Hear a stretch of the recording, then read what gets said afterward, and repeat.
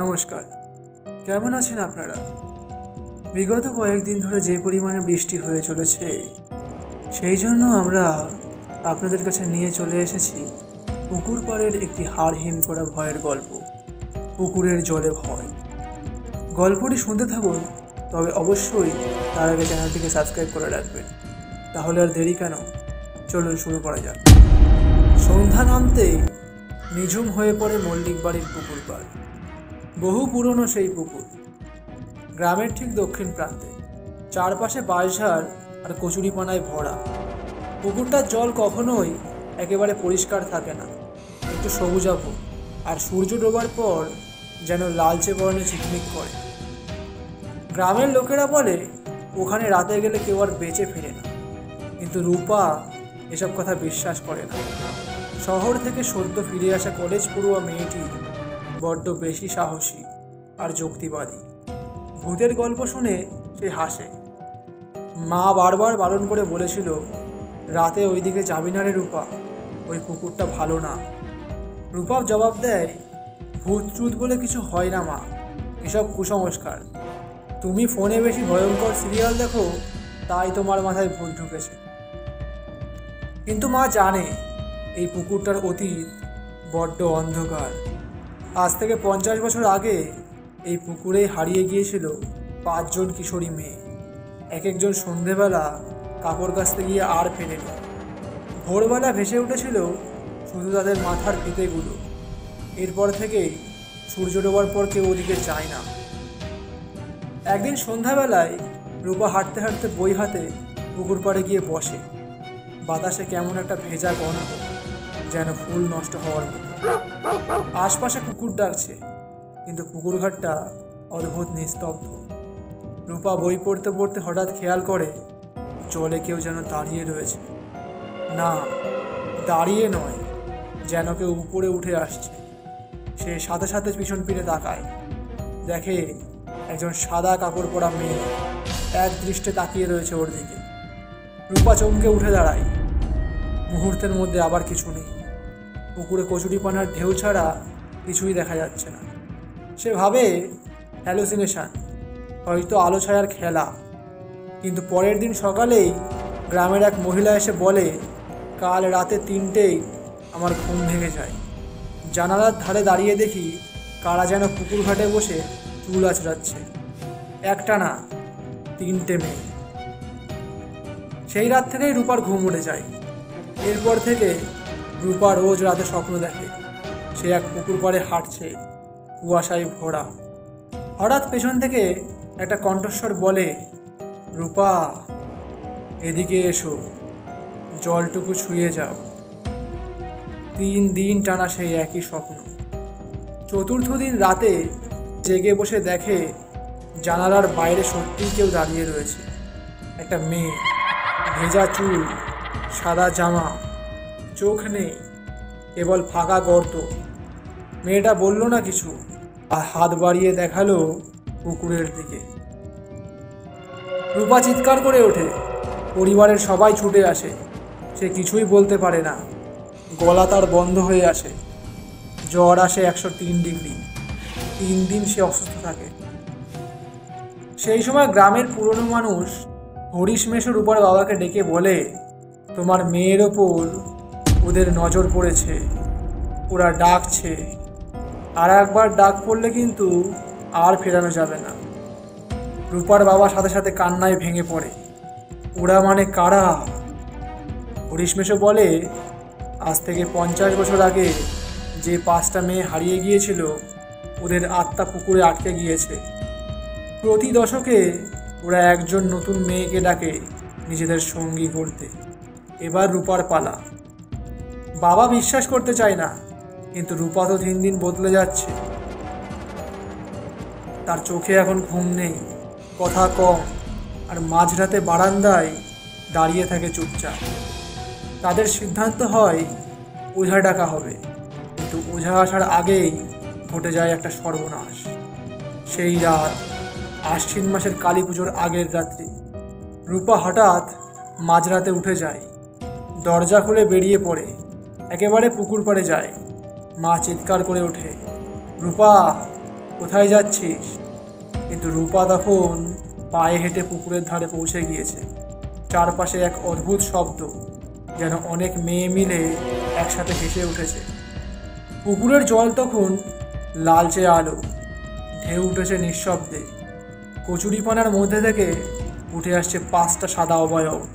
তাদের চুলগুলো ভেজা, চোখ শূন্য, গলা থেকে ফোঁটা ফোঁটা জল পড়ছে। তারা বলছে, রূপা, তুই আমাদের মতো, তুই কিন্তু একা নোস। রূপা এগিয়ে যায় জলের দিকে। ঠিক তখনই পিছন থেকে ছুটে আসে তার মা আর বাবা। তারা চিৎকার করে, তাকে টানতে চেষ্টা করে, কিন্তু হঠাৎ রূপার মুখ ঘুরে যায়। চোখের তারা নেই, কণ্ঠস্বর বদলে গেছে। সে বলে, আমি ফিরে যাব না, আমি এখন ওদের হয়ে গিয়েছি। আর এক মুহূর্তে সে জলে ডুব দেয়। এরপর রূপার মৃতদেহ আর জলে মেলেনি। কিন্তু সেই দিন থেকে প্রতি বছর আশ্বিন মাসে কেউ কেউ দেখে একজন মেয়ে পুকুর পাড়ে বসে বই পড়ছে, চুলে লাল ফিতে, গায়ে তার সাদা জামা। আর রাত বাড়লে সেই ফিতে খুলে ভেসে ওঠে পুকুরের লাল জলে। 1 বছর পর আশ্বিন মাস, কালী পুজো আসছে। গ্রামে নতুন শিক্ষক এসেছে, নাম রৌনক চট্টোপাধ্যায়। রৌনক মল্লিক বাড়ির পাশেই বাড়ি ভাড়া নিয়েছে। স্থানীয়রা সাবধান করে, পুকুর পাড়ের দিকে সন্ধ্যার পর যাবেন না মাস্টারমশাই, ওইখানে নাকি মেয়েদের হাসির শব্দ শোনা যায়। রৌনক হেসে বলেন, ভৌতিক গল্পগুলো মানুষের কল্পনার ফসল, ওসব বিশ্বাস করলে চলবে না। কিন্তু তার 1 বছর আগে যে মেয়ে হারিয়ে গিয়েছিল, রূপা, সে ছিল এই গ্রামেরই মেয়ে। সেই খবর জানতে পেরে কেমন যেন কৌতূহল জাগে তার মনে। তবে এই কৌতূহলই তাকে নিয়ে যায় এক ভয়াবহ অভিজ্ঞতার মুখোমুখি। রৌনক কিছুদিন পর লক্ষ্য করল, প্রতি রাত 2:15 তার ঘরের কাচের জানালায় টোকা পড়ে। একবার সে সাহস করে উঠে জানালার পর্দা সরিয়ে দেখে বাইরে ঘন অন্ধকার, কিন্তু কুয়াশার মধ্যে একটা অবয়ব রয়েছে, যেন একটা মেয়ে দাঁড়িয়ে রয়েছে, এক দৃষ্টে তাকিয়ে রয়েছে, চুল ভেজা, গায়ে সাদা জামা।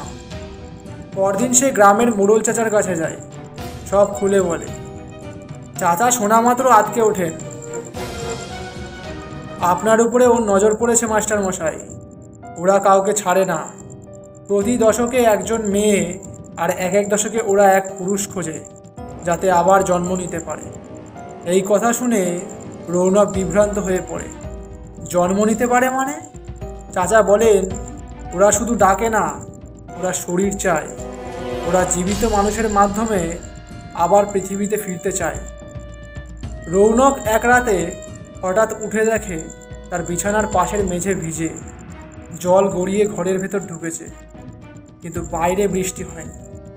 তার বইয়ের পাতা ছিঁড়ে ভেজা, দেওয়ালে একটা লাল লেখা রয়েছে, তুই পড়ে ফেলেছিস, এবার তোর পালা। পরদিন সকালে সে গ্রামের লাইব্রেরিতে যায়। পুকুরের পুরনো ইতিহাস ঘেঁটে দেখে 1963 সালে পুকুরের ডুবে যাওয়া 5 কিশোরীর মধ্যে একজন ছিল রৌনকের কাকিমার ছোট বোন নীরু। তার মুখখানা রূপার ছবির সাথে ভয়ঙ্কর রকমের মিল। হয়তো এদের মধ্যে কেউই মুক্তি পায়নি। আশ্বিন মাসের অমাবস্যা আসছে। গ্রামে এক প্রবীণ ওঝাকে ডাকা হয়, ভাসান মিয়া। তিনি বলেন, এই পুকুর পবিত্র নয়, এটা এখন রক্ত পুকুর। আত্মারা এখানেই আটকে আছে। আর প্রতিবার পূর্ণচন্দ্র মাসে তারা কাউকে ডাকে। শরীর বা আত্মা দুটোর একটাও পেলে তারা খুশি। রৌনক সিদ্ধান্ত নেয়, সে শেষ পর্যন্ত যাবেই। এই পুকুরের অভিশাপ শেষ না করলে গ্রামের মেয়েরা কিন্তু নিরাপদ নয়। পুকুর ঘাটে আলপনা আঁকা হয়েছে, পুজোর মন্ত্র চলছে, ওঝা তন্ত্রপাঠ শুরু করে। রৌনক জলের ধারে দাঁড়িয়ে চোখে চোখ রেখে তাকিয়ে থাকে অন্ধকারে। ঠিক রাত 12টায় পুকুরের কচুরিপানাগুলো নড়ে ওঠে। তখন জলের মধ্যে থেকে উঠতে থাকে 5টি রক্তরাঙা অবয়ব। তারা বলে, আমরা ফিরে আসতে চাই, আমাদের শরীর দাও, নয়তো তোমার আত্মা।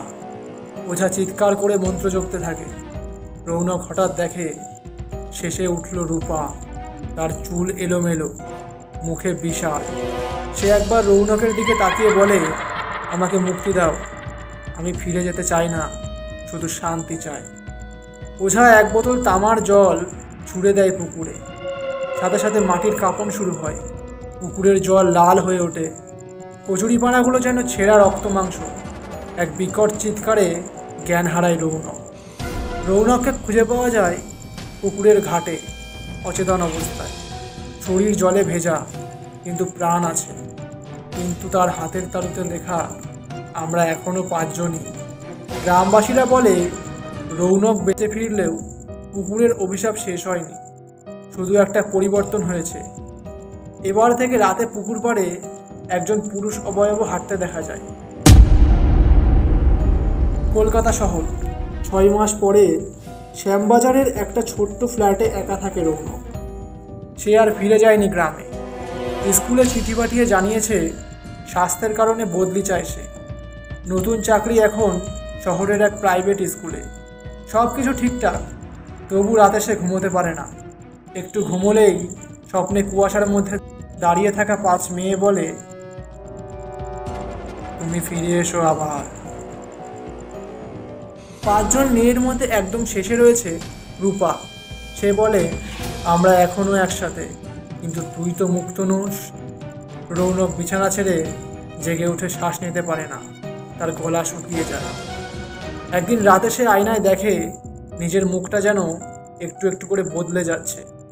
চোখের চারপাশে কালো দাগ, চুল ভিজে থাকে, গায়ে কেমন একটা পচা জলের গন্ধ। রৌনকের স্কুলের ছাত্রছাত্রীরা বলে, স্যার আপনার পেছনে একটা মেয়ে দাঁড়িয়ে থাকে, রোজ সকালে আপনার জামা ভেজা কেন? স্যার কাল রাতেই আপনাকে দেখেছি, পুকুরে চুল আঁচড়াচ্ছিলেন। রৌনক ভয় পায়, পুকুরটা তো গ্রামে ছিল, তাহলে শহরে কিভাবে এসেছে এই ছায়া? সে লাইব্রেরিতে খোঁজে পুরনো তন্ত্রমন্ত্র, জ্যোতিষ বই। এক পাতা এসে পড়ে, যদি কোনো আত্মা পছন্দ করে কোনো শরীরকে, তবে সে তা অন্তরে ধারণ করতে পারে। রৌনক বুঝে যায় সে আর সে নেই, সে এখন বহনকারী 5 আত্মার এক দেহ। এক রাতে সে নিজেই ঠিক করে এবার সব শেষ করতে হবে। সে চলে যায় পুরনো গ্রামে। মল্লিক বাড়ির পাশ দিয়ে হেঁটে সেই পুকুর পাড়ে। চারপাশে নীরবতা। রাত 10টা। হাতে সে এনেছে কেরোসিন, গন্ধরাজ ফুল ও এক পুরনো শালগ্রাম শিলা। সে পুকুর পাড়ে দাঁড়িয়ে বলে, আর নয়, আমার শরীরকে এবার ছেড়ে দাও। তোমাদের শরীর হয়নি, তাই অন্যের মধ্যে বাসা বেঁধেছ, কিন্তু আমি আর পারছি না।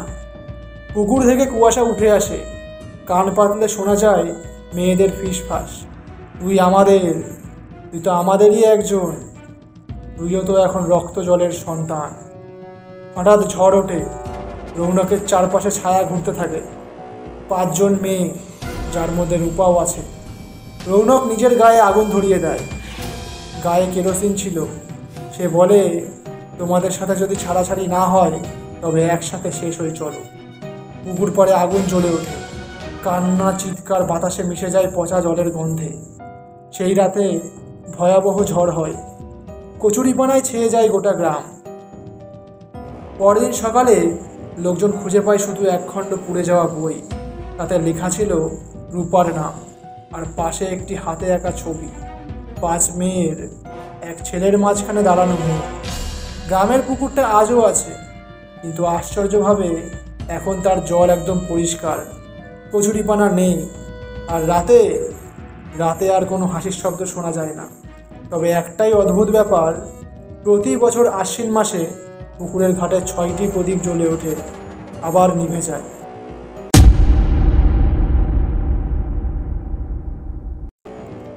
এতক্ষণ আপনারা শুনছিলেন পুকুরের জলে ভয়।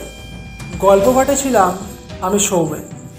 সত্যি বলতে কি, সব ভূতের গল্পে ভূত থাকে না। কখনো কখনো ওরা ফিরে যেতে চায়, আর কেউ তাদের দরজা খুলে দিলে ওরা ঢুকে পড়ে রক্ত জলে। আজকের গল্পটি যদি আপনাদের ভালো লেগে থাকে, তাহলে লাইক, কমেন্ট এবং সাবস্ক্রাইব করে দেবেন। পাশাপাশি গল্পটি আপনাদের বন্ধুদের কাছে শেয়ার করে দেবেন। দেখা হচ্ছে পরবর্তী গল্পে।